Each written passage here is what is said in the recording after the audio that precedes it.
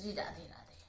ममता मिश्रा के YouTube channel पे सभी भाई, सभी बहनों, सभी दोस्तों, सभी मित्रों से मेरा दिल से नमस्कार है।